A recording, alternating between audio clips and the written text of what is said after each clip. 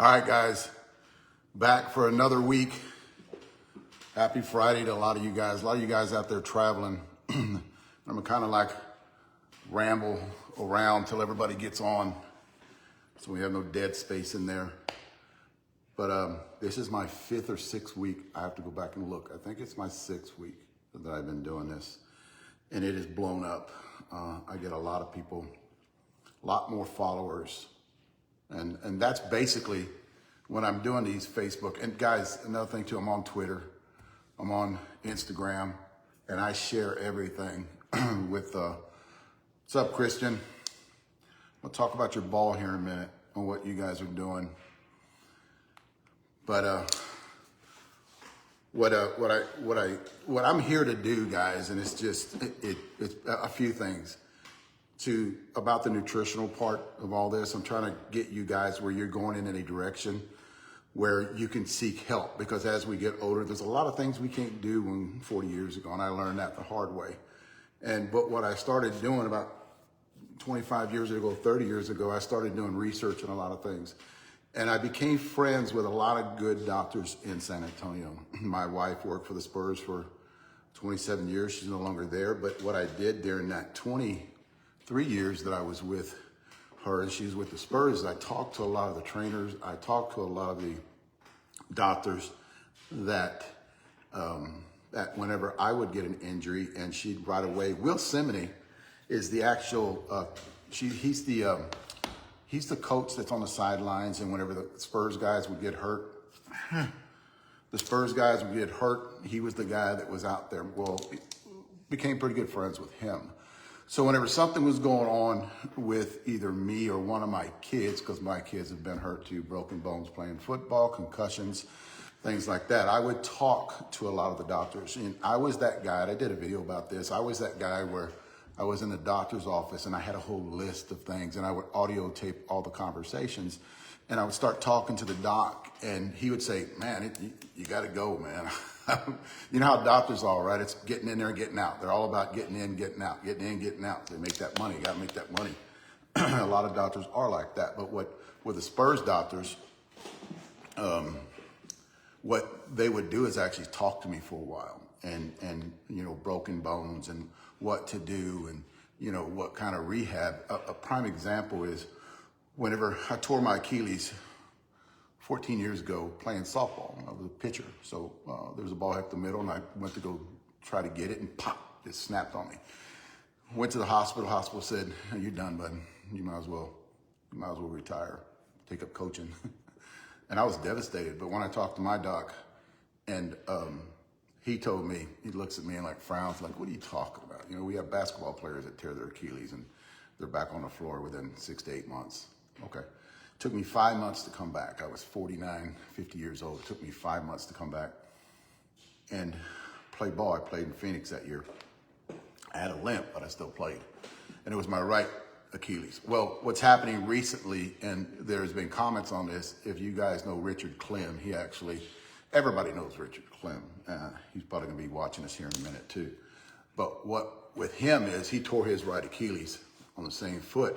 So I talked to him about what he should do, and he had a doc at the VA, and I was telling him, you need to get out there. You need to start hitting on this foot, and it's going to hurt. It's going to be weak because you get atrophy in that right calf, and it doesn't move. You can try to flex it, and it doesn't move. Your foot hardly moves, but you got to start activating that muscles, you know, in the brain muscle to pump up that where it contracts that calf muscle. So I kept on telling him. Finally, he got approved, you know, to start hitting, and he got out there. And if you guys have watched Clem through the last couple of 3 months, he started hitting about 2.5 months ago, and he's getting better and better every time. But sometimes, like he was hitting one day, and all of a sudden, a sharp pain, and he quit, and he went over there, and he goes, and you can tell he was just favoring it, and he comes up to me and goes, this is what this is what happened to me. Right away I said, scar tissue. You're breaking away scar tissue, and you have to break the scar tissue away. You gotta do something with it. The scar tissue is gonna, that's what therapy, because he did go through therapy too, and that's what therapy does. When you guys have an injury, make sure you go through therapy, because what happens is all that scar tissue builds up and it locks everything in if you don't move it around, massage it, from all that scar tissue building in one spot. Make sure you move it up toward the heart when you're massaging it. If it's in the wrist, massage it up this way. You don't want that big blob of scar tissue just to be there. So basically what I do, and this is all the knowledge that I've gained either through BATS, nutrition, weightlifting, what I want to pass on to you guys, and that's basically what I started this channel for 14, 13 years ago, and all the information that I knew. And a lot of it's kind of bro science, and a lot of it's stuff that a lot of people won't take, or a lot of people are afraid of because their doctor tells them, I wouldn't suggest taking this, but here you go, I'll write you this script and you can take this shit that shuts down everything, that shuts down all your cholesterol and stuff like that. I'm not a big guy on statin drugs. I talked about it last week. I think you can regulate a lot of your cholesterol if you just change your diet. And I think changing your diet, actually, I think with a lot of people out there, would help you tremendously. And basically a lot of these things that I talk about, and I want to talk about this before I actually get started, a lot of things that I want to talk about are things that happened to me. And I'm saying, shit, if I'd have known this a few years ago, I could have been in better shape right now. I could have been in better health. Prime example, I've been going to a doc for a long time, and this is about 15 years ago. And I was asking her, and she was one of the best docs in San Antonio, blood doctor. So my red blood cells were elevated. I had too much iron in my body. So they thought I had hemochromatosis. So they did all this genetic testing to find out why my body was producing way too much red blood cells. But guys, if you're on TRT, on testosterone replacement therapy, they tell you to get fleeped every 3 to 4 months, just to bring those levels down. Well, I was getting fleeped. Plus, what's up, Frankie? I was getting fleeped. Plus, my red blood cells were through the roof. So they didn't understand why. So it had been something else that was contributing to why my red blood cells were high. And it was toward where they were afraid because they thought I would stroke out because my blood was just getting too thick. So finally, after 4 years, my doctor retired. She goes into practice service. So I got this Russian woman, and I told this story before, it might have been on a video.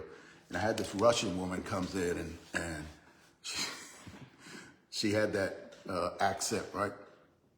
Hard nose, probably in her 60s. Right away, she looks at my chart and she goes, "You have sleep apnea." And I'm like, no, I don't. And she's like, "What's up, brother?" And she goes, "You have sleep apnea." And I go, no, I don't. I sleep good at night. Guys, and I didn't, she goes, "Here, I'm going to write you a script to go to a sleep doctor and just get it checked." Okay, whatever. So I didn't get it checked for 3 months go by.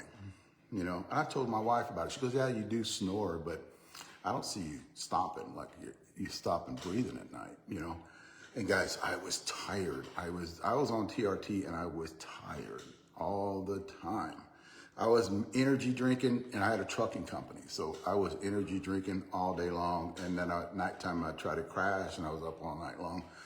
Well, long story short, I went in there about 4 months later, and she says, "You haven't been to the doc, have you?" And I said, "No." She goes, "Your life depends on this. I'm just telling you, you have to go to a doctor." So right away, I went to the doc because she woke me up a little bit on that. And right away, I went to the doc, and I went in there, and back then, you had to spend the night in a sleep study where they did it, and they strapped me with all those electrodes and shit all over your face and the heart and everything, the legs. And I tried to sleep with all that on me, and I did, but the guy comes in, when I knew something was up, the guy comes in and they tell you to go sleep at 10 o'clock, and I was trying to go to sleep. It was a new place, and I was trying to go to sleep, and I couldn't, and finally I went to sleep, and 1 o'clock in the morning, he wakes me up, and he goes, "Here, let me try something." So he puts a mask on me, and I woke up in the morning. I woke up at 6 o'clock in the morning because they want you to fill out this sheet, right? I felt good, the best I felt in a long time, but I had the mask on. So 2 weeks later, I went home. They didn't give me anything to take home. 2 weeks later, I go in and I go to my doc. I stopped breathing 90 times an hour. I had severe sleep apnea. What's up, Mom? And I had severe sleep apnea. And what it was doing was okay, guys, it's dangerous for the brain. It's dangerous for the heart. It taxes your heart really bad, especially if you're older, over the age of 50. Well, what it did was my oxygen levels when they were checking me was 46%. Guys, right now, if you go down and check your oxygen levels, it's at like 98%. Sleep apnea brings them down to 46%. I was getting no oxygen to my brain. Well, all of a sudden, and I want to put this out there, and the reason I want to put it out there because I see this happening for the last 10 years quite a bit. All of a sudden, and usually I hear about it through all of the old players from back in the day, a lot of the heavy set guys, a lot of them were heavy. And it doesn't mean you don't have to be heavy to have this because they talk about old weightlifters with the big necks or the overweight people with the big necks. So what they talk about is on this is to go get checked. Well, all of a sudden, a lot of these people are dying in the middle of the night. And if you're listening to this, there's this one person, it was during COVID. So what they did was they moved worlds from Vegas all the way over to St. George, Utah. So there was a guy there and he comes up and one of their fellow players had passed away in the middle of the night. And I think he was in his 60s or 55, died way too young. And all of a sudden I said, really? He said, well, what happened? Well, he didn't show up. And they went in there and they tried to get in there and he had passed away in his sleep, just passed away. Well, tell me I'm curious, right? And he said, this guy lived on power drinks all day long. Well, the first question I was, why was he on power drinks? Like, why was he on these energy drinks all day long with the caffeine? They put a lot of other stuff in there to raise your levels. And I was like, why are they doing that? Well, guys, long story short, there has been people that has passed away, a girl too, that was overweight and natural causes, just die in their sleep. Sleep apnea kills your heart, guys. When you cut off oxygen to your brain, you're basically killing yourself. So my suggestion, and I know a lot of you guys have this and don't know it because I didn't know it. I was like, there's no way. But what it does is when you have sleep apnea, it doesn't let you get in that 4-hour REM sleep. So you're actually up and down on the top level. You don't get deep. You don't get that deep sleep, right? Where you dream. I bet a lot of you guys don't dream, right? Well, that's not giving you in that dream state, which is that 4-hour REM, right? So a lot of you guys are fluttering up on top and waking up because it does wake you up because you're not breathing. So that's waking you up. So I was doing that 90. Bonnie, what are you doing? I'm coming up on Sunday. Bonnie, I'm going to fill feeders. I was talking to Talbert today. I need to fill the fun at Honey Hole. Bonnie with a Baker 3 Ranch right there. She just looked on. So what it does is it keeps you in that top 1 hour of sleep and you're in and out, and you just don't get that deep sleep. Well, that taxes your heart. So a lot of the guys that I've seen over the last years, you're 79 an hour, you quit breathing? Whew, that is severe sleep apnea. Guys, saving your life right here. Saving your life. Because there were people that had passed away in the last 2 years, and one was a woman, really good baseball player, hit home runs all the time. My question was, did she pass away from sleep apnea? A lot of ex-football players passes away because they don't know they have it. They don't know they have it. And then all of a sudden they die in their sleep. A lot of people don't understand why. When you guys see lines, I have these lines that are on me like every once in a while. In the mornings, especially when I'm hitting, guys go, what's that? And I say, it's my machine. I carry it with me everywhere I go. And it has saved my life, guys. That's I'm getting too long into this. And this is something that I want you guys, if you're tired all the time, if you're on TRT, if you guys are tired all the time, get out there and do some research. And basically that's what I'm doing here. I'm actually, pointing you guys in the right direction. Allergies are kicking my ass. And the reason that I started doing this, there are a couple of reasons. The other reason was get you guys informed on what I know. And then another reason was there's a lot of misinformation out there that I don't agree on. And not saying that I'm right, but Kirby, what's up? And not saying that I'm right about it, but I can give you guys that have lost hope in a few things another way to go, another direction to go. If everything, I'm that kind of guy that I want to stay out of the surgical table, off the surgical table for a long time. So I'll do anything as long as it doesn't, hurt me, or make my health go down. I will do a lot of things. I will do things that are not approved by the FDA because I think that's a racket, a totally different video I can talk about. I think that's a racket. I think a lot of things that you can buy over the counter that will help you, high blood pressure stuff you can buy over the counter. I think with the information that I have found that I've read studies on it. I've read articles on it. And I've done my research, and I'm confident enough where I can go out there and spread that to you guys. So basically, that's what I want to talk about: little injuries that happen to me or my kids, and how we fought back. And I will say this, and I'm kind of jumping all around here. Every 5 years, when you become a senior, every 5 years your body changes. Something changes in your body, either a face structure, body. You have to work out better. And like I said this in a video, to stay on top at this age, it's not like you were in your 30s, even in a little bit in your 40s. My body started to deteriorate at 42 years old when I was playing ball. Mary, my sister, what are you doing? Mary Kaufman is my sister, my little sister. I need to get you some meat, girl. Some Axis.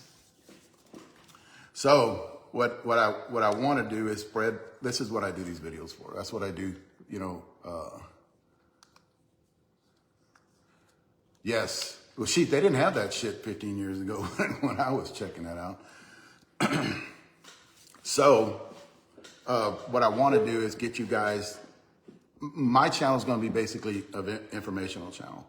My channel is going to be where, on my YouTube, when I started doing this, there's a lot of information. All that information went over to my membership channel. A lot of you guys were asking me, what do I do with the leftover bats? Well, I do raffles on my membership channel. So a lot of leftover bats that I do my reviews on, the top tier bats, all the ones that don't make the top tier, they go to eBay.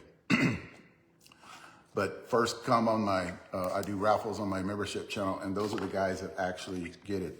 A lot of you guys were asking me, I talked about that. I'm on Twitter. I'm on everything, social media. I'm going to get on Spotify with all these podcasts that I'm doing now. Those are actually going over to Spotify, where I'm going to where they have the podcast on there and put those up. All you girls out there, just write this down. All the girls out there that are watching us, which is not a lot, but I think it will grow later on. A lot of you girls out there, your back compression numbers are 150 to 170. What's up, Tom? Your back compression numbers are 150 to 170. Kind of stay in that range. If you're going to 180, 190, that's going to be too stiff of a barrel for you. And the deal about it is, I'm not saying you guys carry around a $900 back compression tester and take it everywhere you go.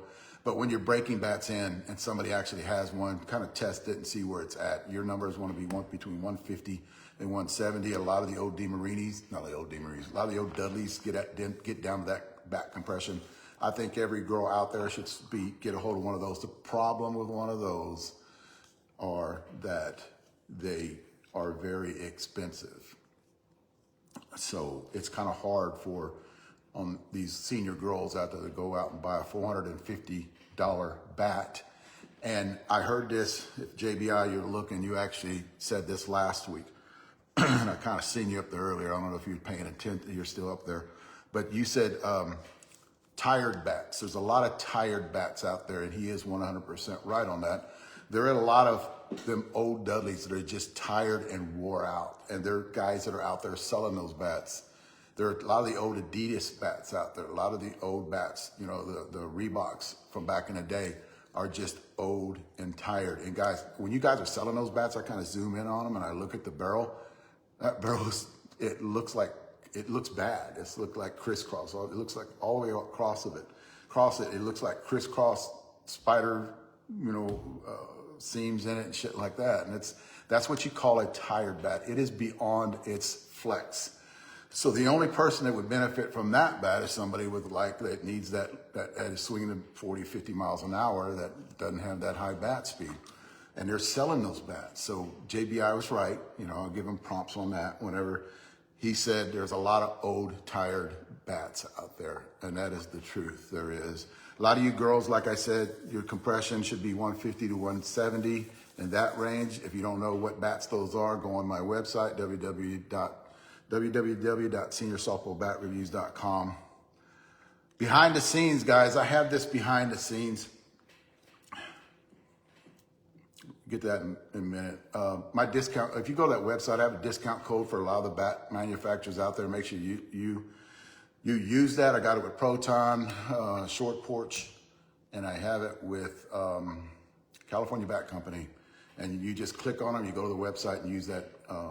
It's a discount code.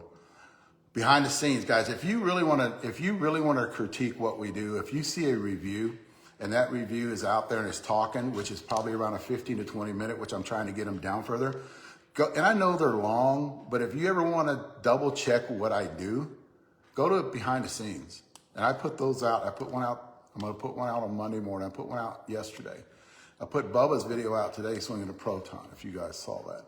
But if you ever guys want to, you know, because what I am is very transparent, right? So a lot of the stuff that we do or anybody does is we do the behind the scenes. It's a 2.5 hour session. I cut them in half, which is an hour and 15 minutes. And we're doing reviews on bat, and you can hear us talking to each other. It's not scripted.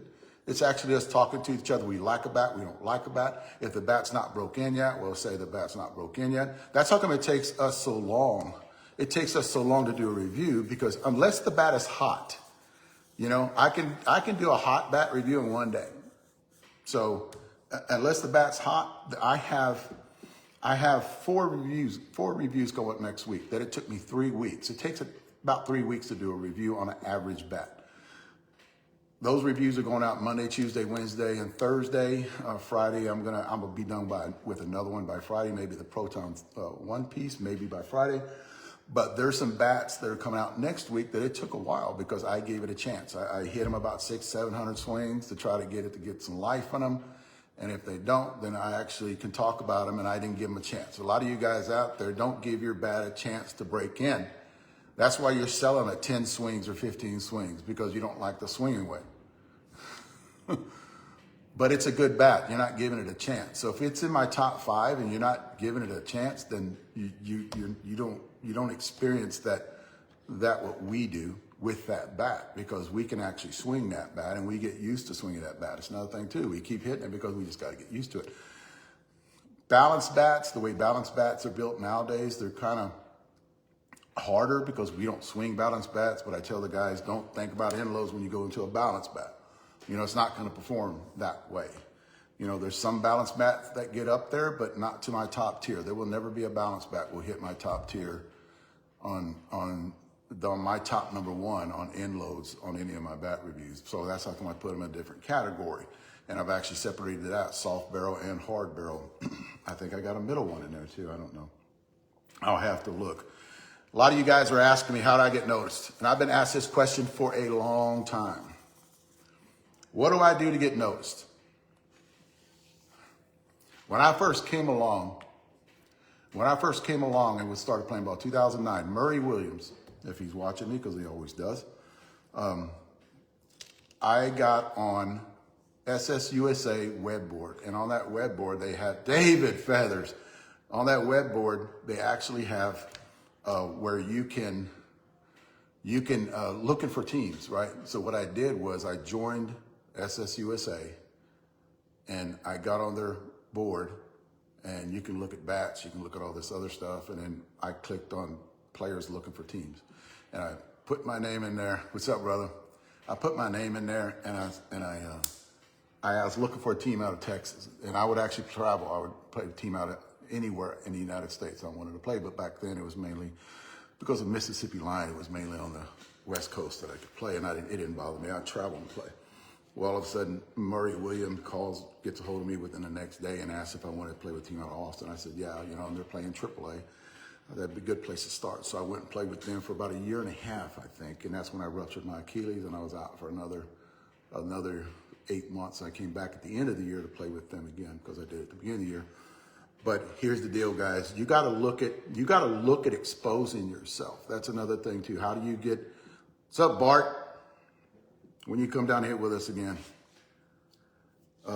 what is happening with, and you need to think about it in this mindset whenever you want to put yourself out there. How to get noticed. Okay. You have to expose yourself. Okay, just think of it as a dating site, right? You got to put yourself out there to get either hit on, and you got to really look. John Bailey, what's up? And you got to put yourself out there to get noticed. And the only way that you can do that is put it on video, because a lot of people watch videos of people hitting, men hitting, girls hitting. And this goes for girls and women, but you have to expose yourself. You have to do videos. You have to get one of these, and you have to videotape yourself. Get on YouTube, get on Facebook, get on Instagram, and you have to put yourself out there. People have to watch you. It's no longer word of mouth. Remember back in the day when somebody would tell somebody, and mainly the person that would get picked up was a friend of that somebody, or somebody on that team knew him, and he wasn't that good. You've been through that before, right? Where that guy wasn't that good. How the hell did he get on that team? Well, he knows somebody on the team. Well, it's not like that as much anymore. So what you have to do nowadays, grab this, go out, hit with a bunch of guys, have a good round. Don't put a shitty round up, because a lot of people have, especially if you're a senior, you have shitty rounds. So put a Billy, damn, everybody's here. What you have to do is, you have to expose yourself. You got to do video of yourself hitting, and just put it out there. For one, you got to have the balls to do it. Charlie Mueller, what is up? Charlie, you want to come on? Let me finish what I'm talking about. If you want to come on at the end, I'll let you on at the end.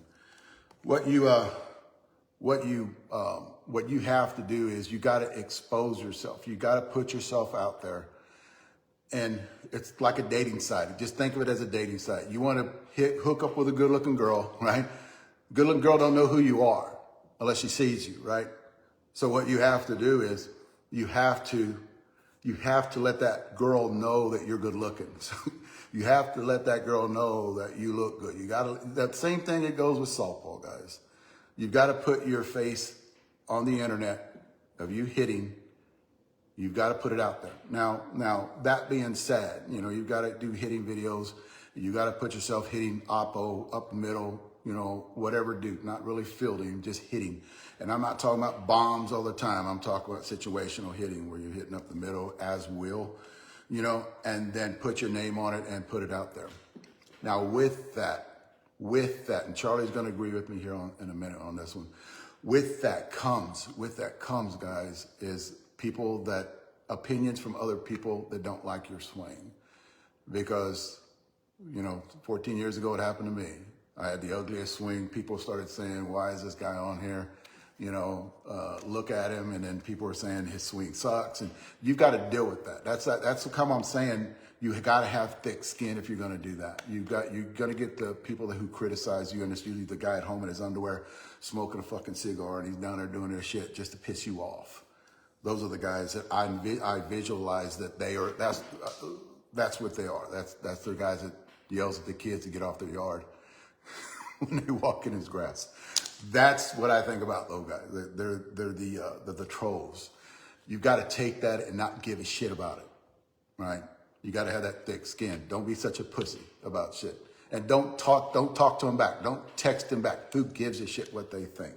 Too many people get in arguments with other people because they criticize what they do, guys. I have been on that page. I know, because when I started doing it, I exposed myself. I put myself out there. I'm getting judged by this video right here. You guys are judging me, right? And I don't know if it's good or bad, and I really don't care. I'm just giving you guys my opinion. Everybody has their opinion. Everybody has their opinion. What's up, Jay? You need to come down here and bring Johnny with you. So we can hit.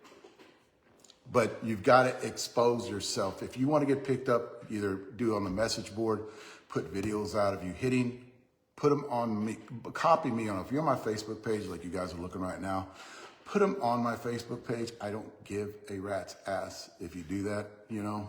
I really don't, because it's exposed. I have exposed people, you know, through hitting for the last, 10 years that guys want to they send me videos of themselves and put them on my YouTube channel, which gets viewed by quite a bit of people, guys.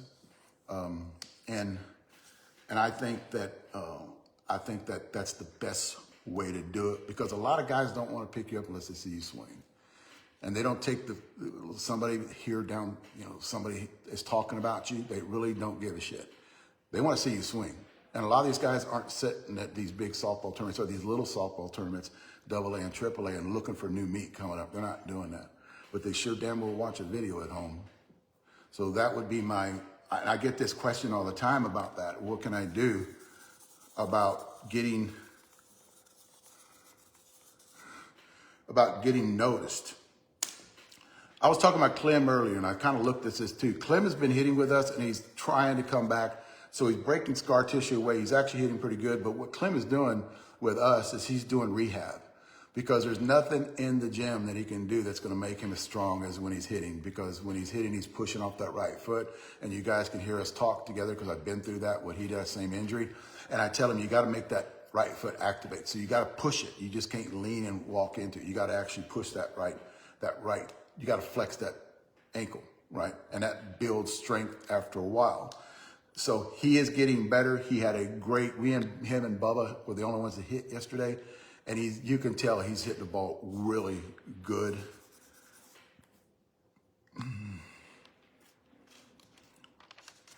I talked about this earlier, and I'm kind of going through some stuff right here about guys we have to work out.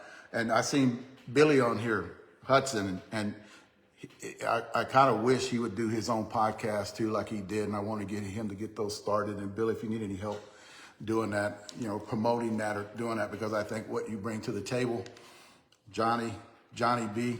Bailey, I think what he brings to the table is what we need. We need guys at that age. Billy, I think, is 60. Johnny, 55, I think.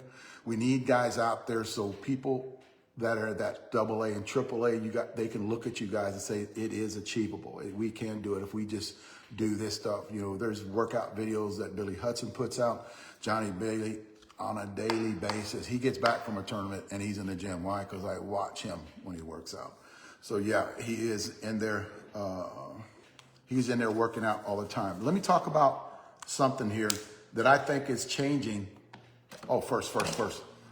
Last week I talked about something. It was hydration, because we hit no more ends. It's getting 107 every day for the last week, and it's not changing, guys. It's I don't see a relief till probably we get into the September mark. August is always really tough for us here in South Texas. And walking into that, I'm gonna walk into something else here. I talked about hydration, guys. If you guys are drinking, I'm gonna smack it out of your hand if I see one of you guys with a Gatorade bottle at a softball tournament. Gatorade's not good. Gatorade is bad. You should not be sucking on Gatorade. Gatorade has so much sugar in it, guys. So much sugar. How's it going, Jim? It is very bad for you. It's got sodium in it, yeah, because that's the selling point of Gatorade. It has sodium in it.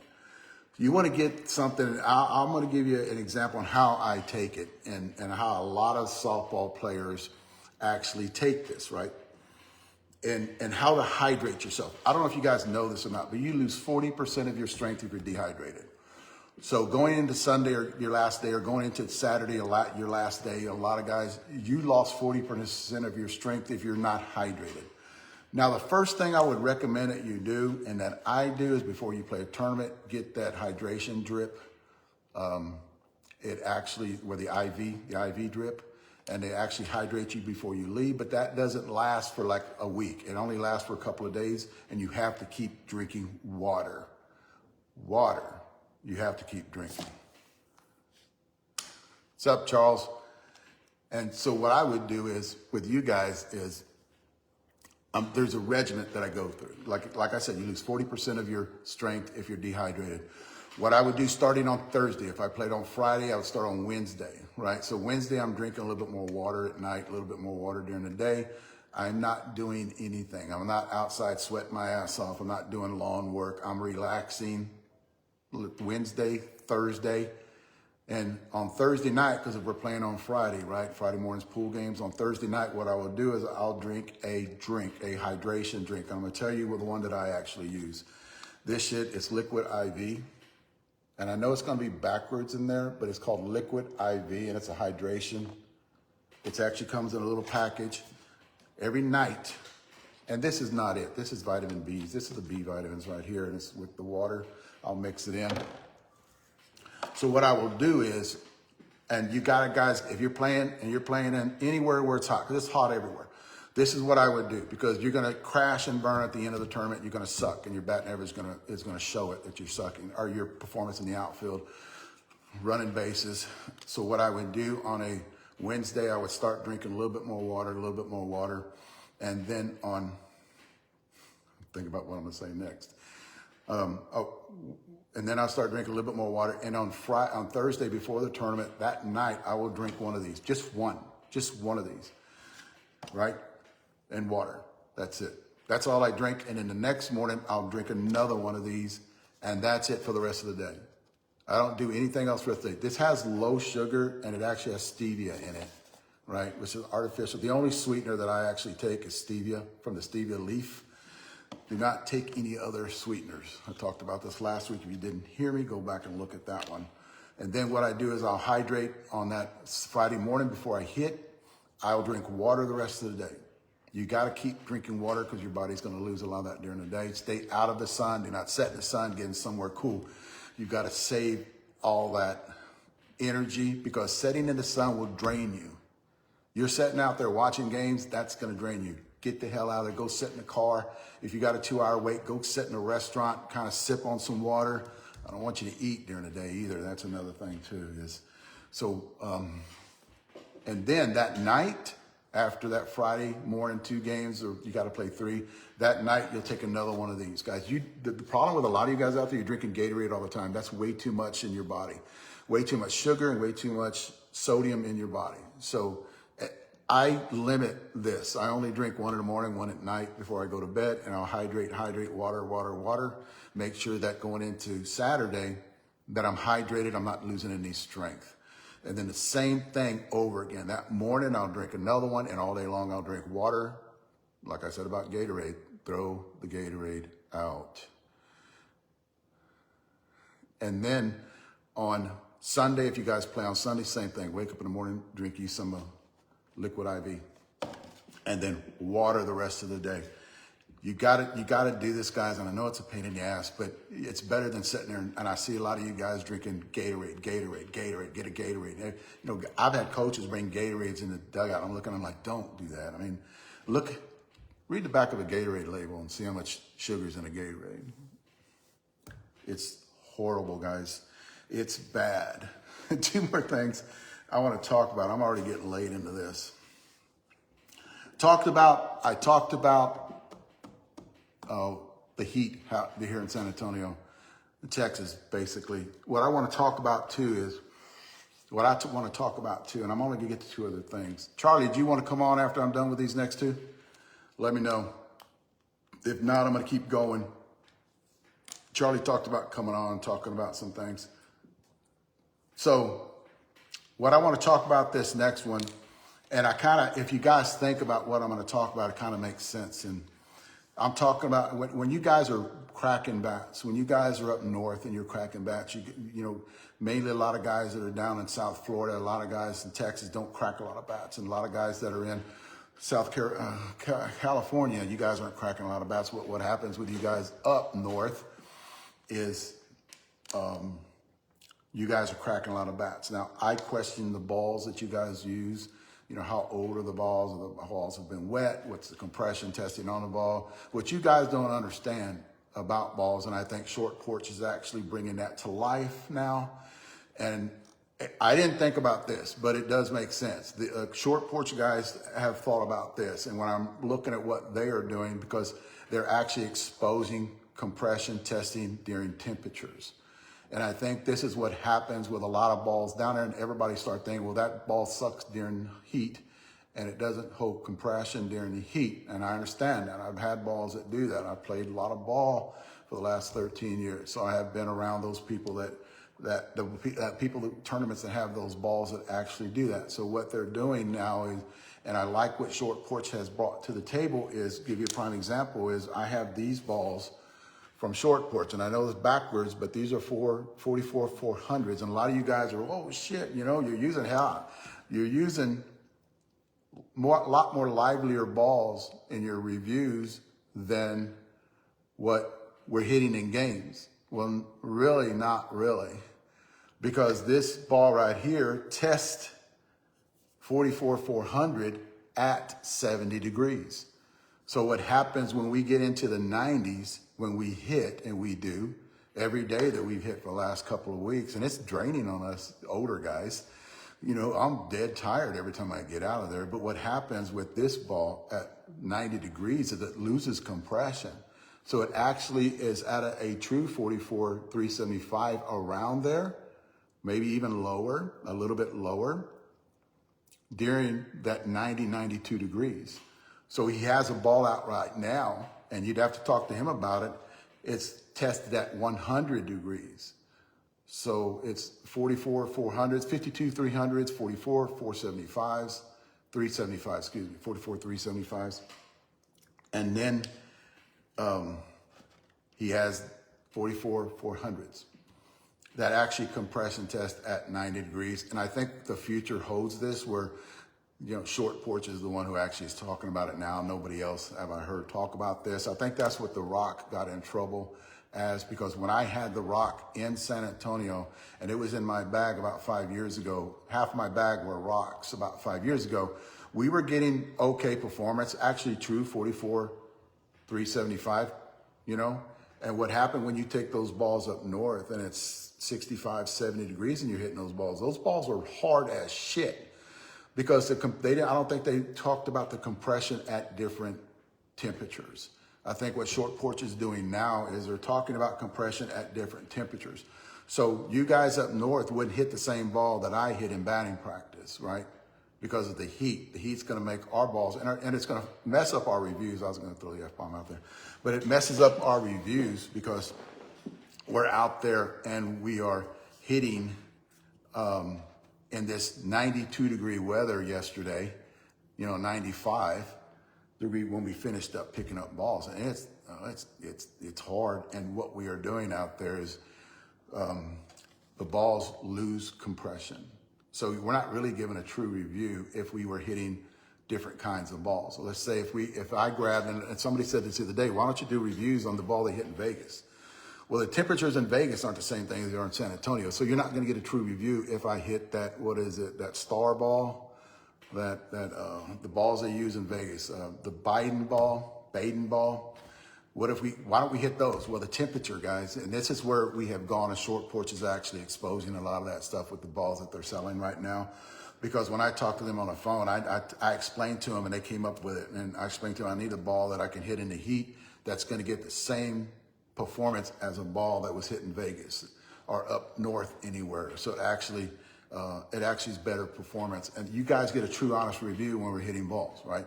So that's what I want to get close to settle a lot of the questions out there on why don't we hit the ball that y'all guys hit in Vegas. Yes. Why don't I hit the ball you guys hit in Vegas? Why don't I hit the ball you guys hit in Indiana? Why don't I hit those balls up there? Because you cannot, it's bait and fire. That's what they are. Thanks, John.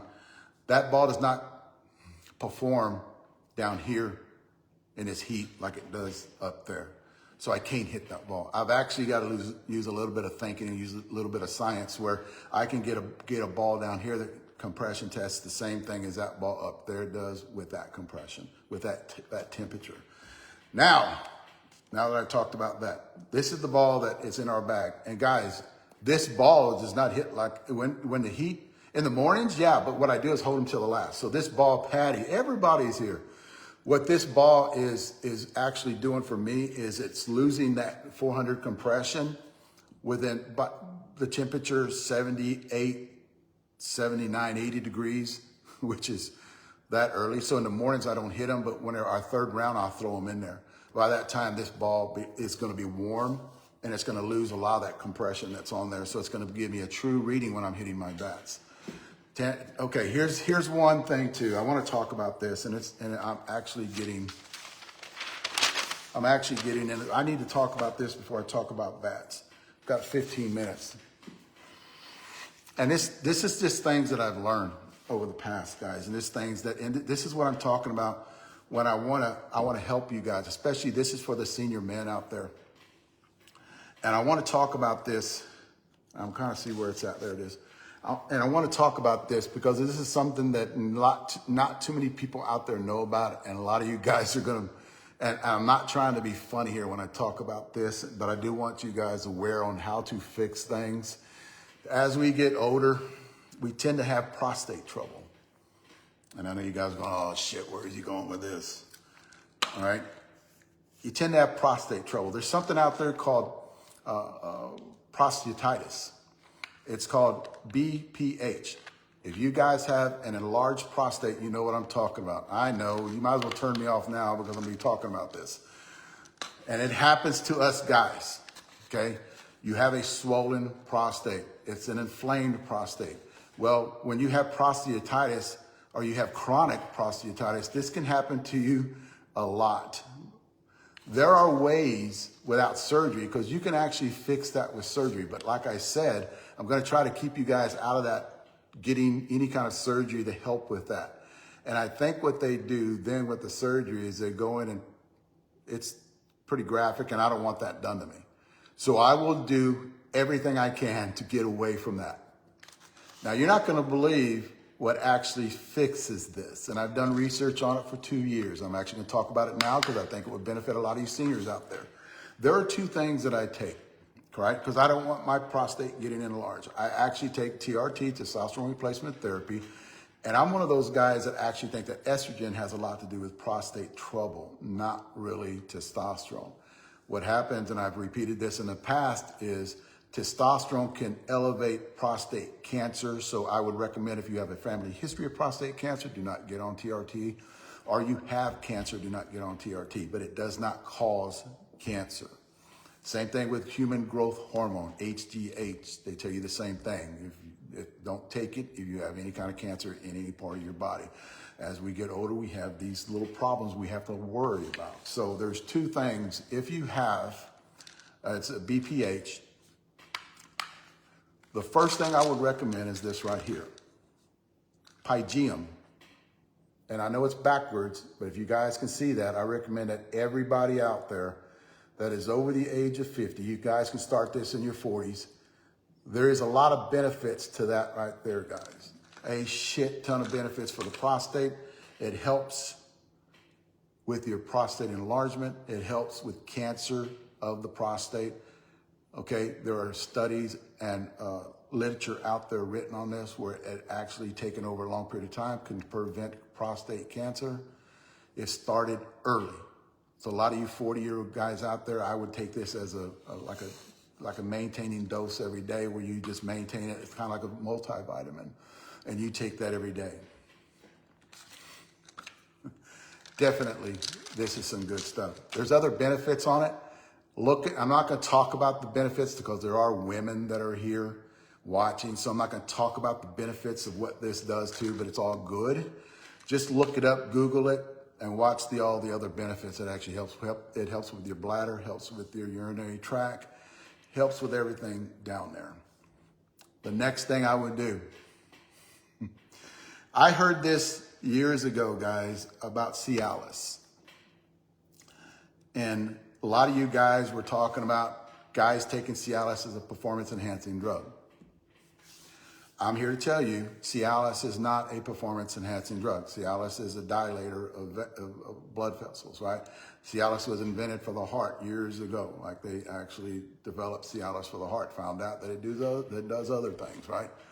Well, the one thing that Cialis does is it shrinks your prostate. What's up, Chino? You walked in right when I'm talking about this. What Cialis does is at a low dose of 5 milligrams a day. So if you're getting a pill, the blue pill, right, they would chunk a piece off of that and just every morning take it. One thing that does is shrink your prostate. Cialis is very good for prostate health. A lot of you guys don't know about that. So, and I know it's an easy prescription at the doc. You just got to go to them and get Cialis. But at a low dose, I'm not talking about taking to 20 milligrams every day for it. I would stay at 5 milligrams every day for prostate health, guys. It helps with prostatitis, chronic prostatitis, helps with enlargement of the prostate. And like I said, these are just a little bit of information I'm throwing out there for you guys to actually go and look. Guys can go out there and look and find out, because I've done research on this and everybody that's talked about it, and I know it's used for that other thing, but I'm just telling you, for us older men and prostate health, because I know a lot of you guys out there have that swollen prostate and it's not fun. It doesn't feel good, you know, and the way to get it down, you know, and the doc, when you go to your urologist, he really doesn't tell you much. As long as he check you out and you're not bad, he'll tell you if your prostate's a little inflamed, and he sends you on your way. He doesn't tell you about anything, but it's up to us to actually spread this information to each other. That way it's an easy fix. 2 things, Pygeum, which I said right here, and a daily low dose of Cialis. Check with your doctor first. I know he's going to be, like I said, bro science shit, right? But I know he's going to be like, woo, you know, oh shit, no. Charlie, try to get on if you want to come on. If not, I'm going to start talking about bats. There was something talked about, and me and Bubba had this discussion the other day. Pitching and MVPs. JBI is going to like this one, or he might not like this one. I've been a pitcher for 30 years in U-trip ball. I do not like pitching ASA because you're actually a setting target, in my opinion. At least in U-trip, you have more control, throwing inside, busting them on the hands, and just stuff like that. So I think in senior ball, you're just laying it in there, and I'm not as fast as I was 40 years ago. But one thing that I've learned through those years is MVPs, and I think, and this is just me, a lot of guys think just because you win a tournament that the pitcher should win an MVP. I don't think so. I know a pitcher, and I played at the upper class level 40 years ago, guys. I played good ball. I played major ball for a couple of years, played A ball a lot, B ball, you know, which is, y'all don't even know what the hell that is. All right, Charlie. So me and Bubba talked about this the other day, and I've been on the same team where a pitcher batted 600 and I batted 800, and he got the MVP, you know, and it upsets me a little bit because I don't think that is just everything that goes with, because you win a tournament, the pitcher bats 500. I don't think it automatically goes to you. I think when it's a tight squeeze, and Bubba will tell you this because me and Bubba competed against each other at that age, 17. Me and Bubba played together for 17 years. So we would compete. We drove each other to play, actually be better. So we would compete against each other. We talk about it after the end of the tournament. And we would say, well, you know, hey, Bubba, you did this, you did that. I think you should get it. You know, it's not only just me. But I think when you're pretty close in batting averages, like there's one 780, one 800, I think it's, if the 780 is the MVP, he gets it, I think. But if you're 100 points away, you know, and it's just my opinion on things. If you're 100 points away, I don't think you even come close to getting it. I think it goes to those guys that are carrying that team in that batting average or setting everybody up, you know. Especially the scores too. You know, you got to look at the scores or adding to that. If you're winning 25-20, you know, if you're winning 35-30, you know, then you kind of got to look at the Lawrence, what's up? You got to look at that too. So I think being a pitcher and losing out on those guys that are out hitting me by 100 points, it didn't bother me. I could care less, as long as we won the tournament, and that's just the way I was. As long as I can help. But I tell you what that did to me was it got my ass in the gym and to work out better, to actually beat those guys and be the best pitcher out there. So it actually lit a fire under me, and I wasn't butthurt about it. It was actually drove me. I didn't give a rat's ass. Let me talk about bats. I didn't even get into everything I wanted to talk about, but I think I got to a lot of the informational stuff. Talk about bats. Since he's on here, this bat right here, Johnny Bailey's bat, we are still swinging this bat. I have the 27 and the 26. This is the 26. Oh, this is the 27. It's 17-1 on the end, 9-8 on the hands, a little bit of heavy hand weight, but you cannot feel it, guys. A little bit of flex in the handle, but we haven't cracked one. And it has definitely both sides of the ball. I agree. It's not only about batting average too. And I don't think, bringing that up too, I don't think that if you got guys, now, okay, if you're out hitting them by 100 or 200 points, that's a totally different story. But when you're coming into performance on the field, you know, performance in the infield and making all the plays, and if you're within 50, 60, 70 points, I think you give it to that guy that's out there. Prime example, me and Bubba are playing, and Bubba will vouch for this. Yes, they did, John. I got cut off from talking about that, but I'll talk about it in a minute. We were playing in, it was a world tournament, and we were playing, Bubba, if you're on here, Kansas, or was it Arizona? 1998. It was 1998. We were playing, and we were neck and neck in hitting, right? We were neck and neck. And we got together at the end, and I think I hit Bubba by one hit.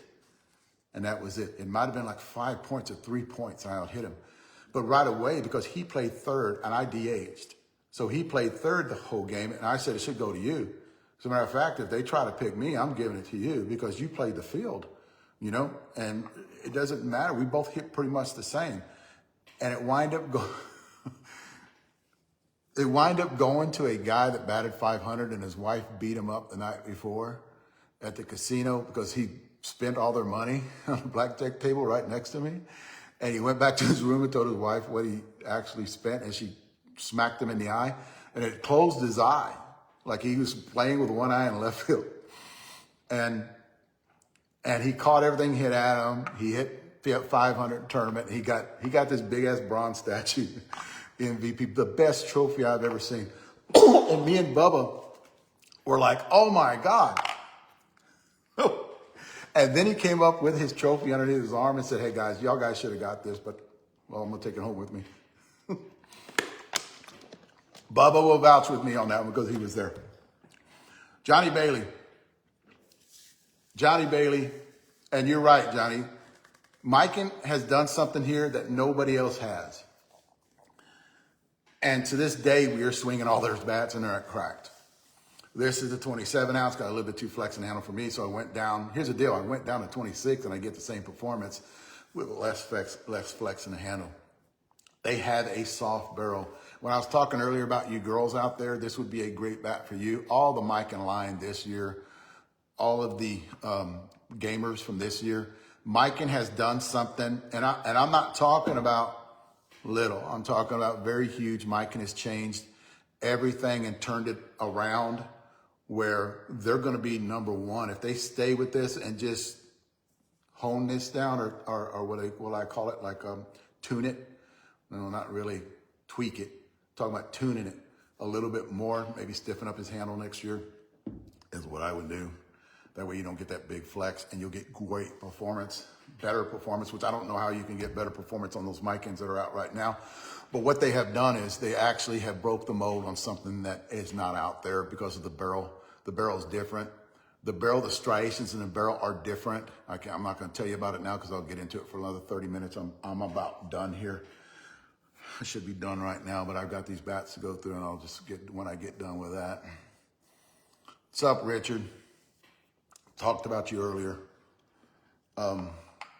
And what Mikan has done, and we actually keep this bat around just to compare it that other bats, those other bats that are coming up, those other bats that I actually compare it to. And if you guys look at behind the scenes, because you won't see that on the review, what you'll see is behind the scenes when a Mikan's laying there and it's the Johnny Bailey, or the wig popper. We'll actually grab those and compare them to bats that we've already tested, I said, okay, I want to solidify something when I'm talking about a review. That's how come it takes so long for me to do my reviews. I'll throw a Mikan at them. I'll throw a Johnny Bailey at them. I'll throw a Big Cat at them. If they're doing a balance bat, I'll throw a Dale bat at them, or I'll throw the wig poppers at them. And I'll say, hey, these are the bats that are on top of my line. The Carlos Vega bat. Wow, must be nice. I was talking about you hitting the ball really good lately. Anyway, what I'll do is I'll throw those bats in there. They'll text them. And behind the scenes, they'll test them. And behind the scenes, you can see all that of me doing that and throwing other bats in there and going, okay, I've made my mind up on what I'm doing. But Mikan has come up with something, and I'm getting too long talking about Mikans. Kind of like Trey talking about wig poppers and short porch. So these bats, they've done something different. You girls out there, this would be a great bat for you on any Mikan this year. I'm not talking about last year, year before. This is the best Mikan they've actually put out. I love that bat. I really do. Thanks, Clem. Next, I finished this review right here. You guys, this is the California Bat Company. Right here, I finished this review. It will be out next week. Now, misinformation. There was somebody that said this bat is comparable to the first Ultra. That came out, the gray one. It's not. David Kobath. Everybody's watching tonight. What's up, David? You thinking about getting a softball game? David Kobath is one of my old sponsors. Actually, a real good friend of mine for many years. 40. Damn, David. 42 years. 43 years. This one right here, it's not like the old Mikan, and it's not like the Adidas they were trying to name it after or trying to mimic it toward.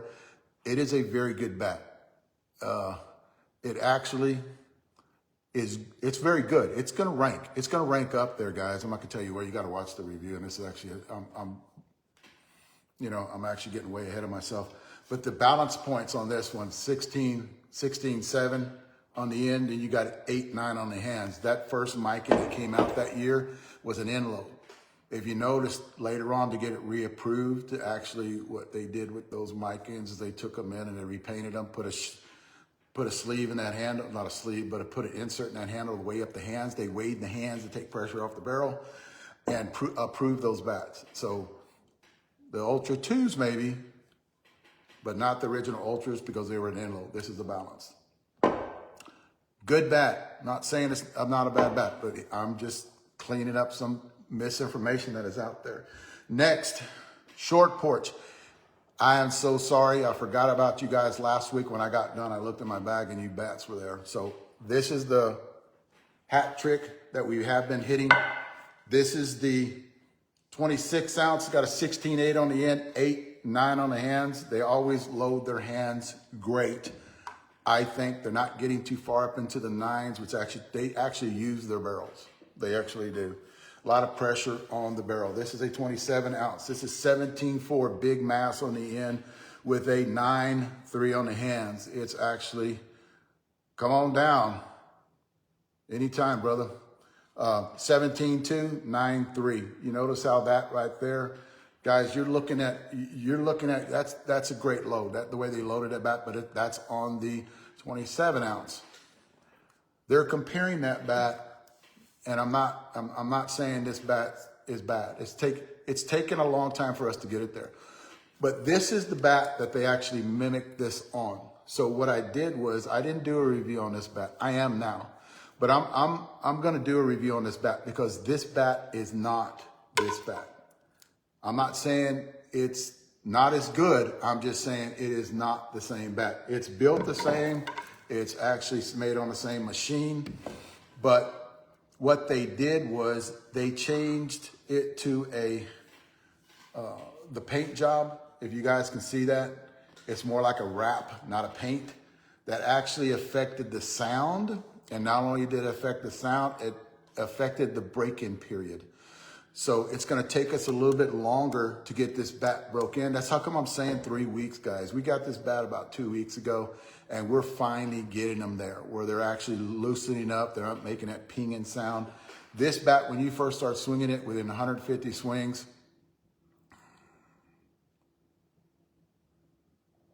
okay. So with this bat, it makes a totally different sound. 150 swings, it's there. Hot ass bat. I am going to do a review on this bat because I thought this one was replacing it, and it actually is not. Even if it takes longer to break in, I'm going to do different review on that bat than I am this bat because this one is taking a little bit longer, and I think it's just the coating. A lot of you guys with that upper bat speed will love this bat. A lot of the kids are loving it. I grab it. I've really got to hit it. I got to wait for it to break in. And I don't break in bats anymore, just to let you guys know. My back is so, I don't want to mess my back up. And usually how I mess it up is swinging a lot of those big mass end loads, 17.4, 17.1. Tweaks my back a little bit, so I need to stay a little in the 16.5. That's how I am about bat weight, 16.7, 16.6. With the Proton, I've actually went down in weight and got good performance. There's 2 bats out there that you can go down in weight and get great performance, 3 bats actually, that I have swung now, and that is the Dudleys, which actually didn't last that long, but you can go down in weight and still get great performance on them with that, not that much mass on the end. You can do that with the Protons that we have. You can actually go down in weight. You're still going to get really good performance when you have that handle weight at like a 9.5, and you can do a 16.5 on the end, and you're still going to get great performance on that bat. Talk about Protons. And I'm going to kind of go through these real fast. These are the ASA Protons I am going to actually start on. I don't know if he's watching yet right now, and I actually had him try to get a hold of me. These are the ASA, because guys, remember I started doing ASA reviews too, ASA bats too. These are the ASA bats that I'm actually, and I've got them all weighted. And when I start the review, I'll talk to you about the weights on them. So this is basically ours.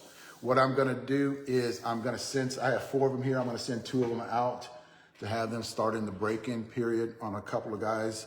I might get Fat Guy BP to do 1 of them for me because I kind of like the way he does his shit. If you guys have not subscribed to him, get on his channel. He's very, very good at what he's doing. I like a lot of the stuff that he talks about. And I'm going to send him a couple. And I want to share with a lot of these guys that actually do reviews.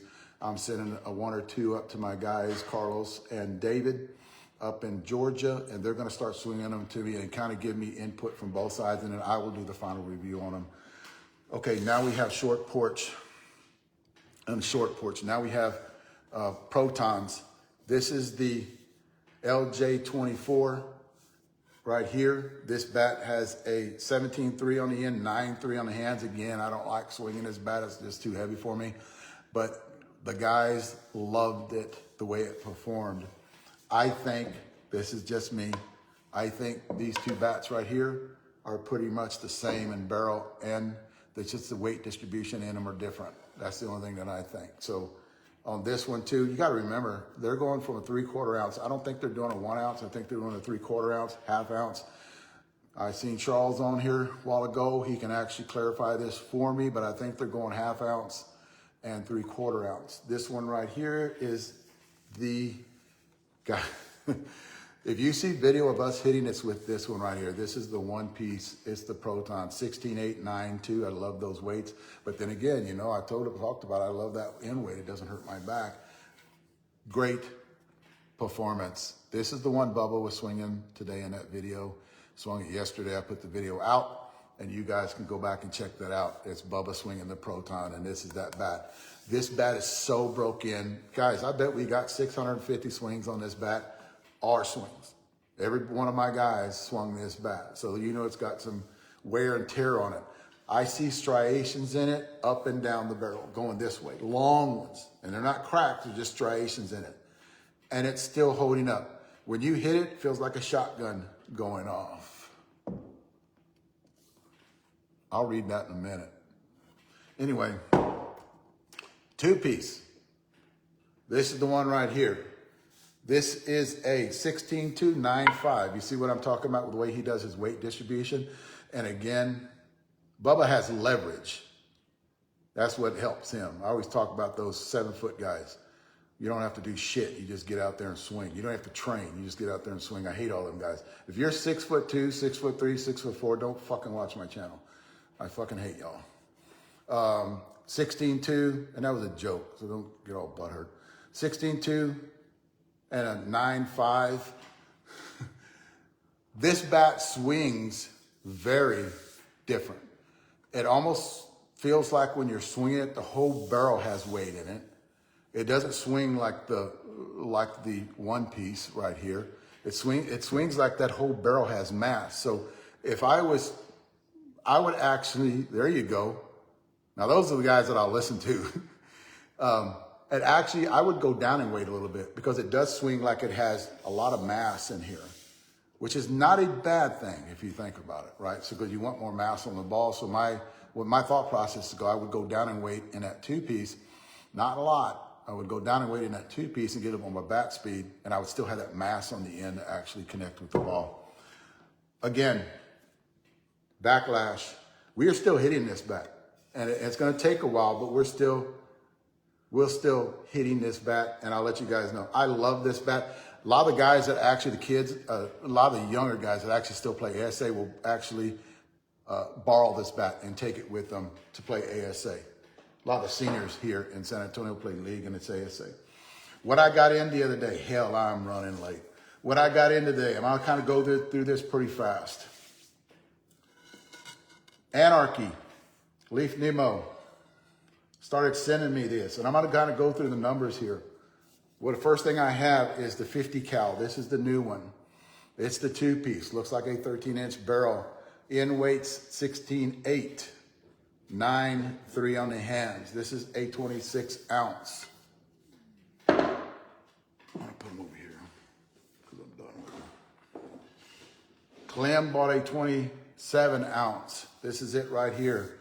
This is for in weights only. 17.4 on the end, and then you got a 9.3 on the hands. You notice what he did there? He stayed with the hand weight being the same, which is not a bad idea. He stayed with the hand weight being the same, and he went up on the end mass on the end of those bats.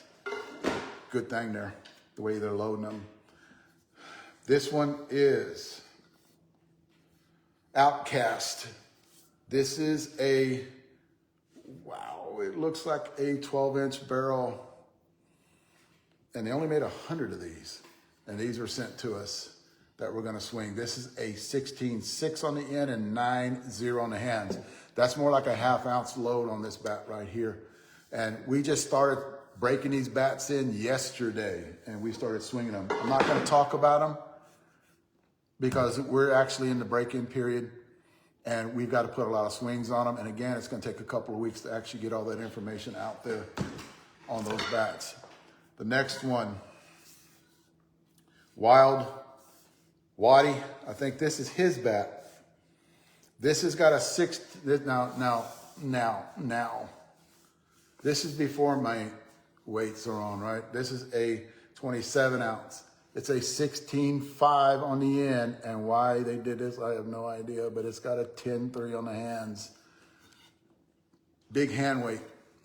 It's got big hand weight on it. Now, what are they calling this? I don't know. If you guys know what they're calling this, you guys, Waddy knows out there knows what they're calling this.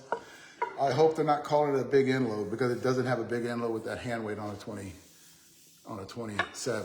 And I think on the 26 would actually be high in the nines on a 26, and that's still a lot of hand weight. So what I'm gonna do is we hit this the other two. Guys, they're not, we just started hitting them, and we don't ever judge a bat, and I won't talk about a bat unless I actually get into swinging them. This is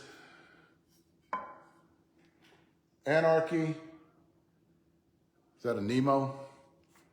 This is the aluminum handle. And actually, when you take off the tape, you can tell it's aluminum handle right here. I kind of was worried about that handle weight being too high, and it actually is a little bit. This is the same, 16.5, and you got 10.4 on the hands. It's hard to get that handle weight with aluminum handle down, right? You actually got to thin it all down, and this actually does have a small handle on it when you grab it. It's less than a 20 standard handle, so it actually is a little bit thinner on the hands. We hit this bat, and despite the 10.4, this bat is pretty lively for you younger kids. But I'm not going to talk. Matt McGee, how you doing? So I'm not going to talk too much about this on this bat, on what it is, but what it does, because I don't, like I said, I'm not going to talk about it. But there are some balls that Bubba hit with this one that went a long way. He likes that bat, but then again, that's Bubba. Somebody was just commenting on his swing, and I kind of popped off about he's 6'5". What do you expect, guys? That's it. I'm done. I'm already average, hour and 15 minutes, guys. One thing I want to tell you guys, and I talked about this, and I talk about it every time when I get off, is don't be a dick. Don't be that guy that's just a hater out there, and teach, that's one thing I like about senior ball is everybody respected everybody, and you don't have any, like in kids ball. That's one reason why I kind of quit playing kids balls, because it had turned into a slugfest, and it turned to people talking shit, and I got away from that when I heard that senior ball, it actually was better, a lot more. Still the competitiveness is there, but it's just that not that many people, a lot of people have calmed down, and it's a lot more nicer. What we get nowadays, and I think Leroy talked about this, is we get guys that are just angry. Don't be that guy that's just an angry old man. Go get it fixed, because there is ways that you can get it fixed. Even getting your TRT levels checked. Low TRT, you kind of turn into a dick. You're kind of angry old man when you have low TRT levels, testosterone replacement. You have low T levels, you actually turn into a dick because your estrogen gets pretty high, and you're that guy. Don't be a dick, and I'll see you guys next week. Thanks.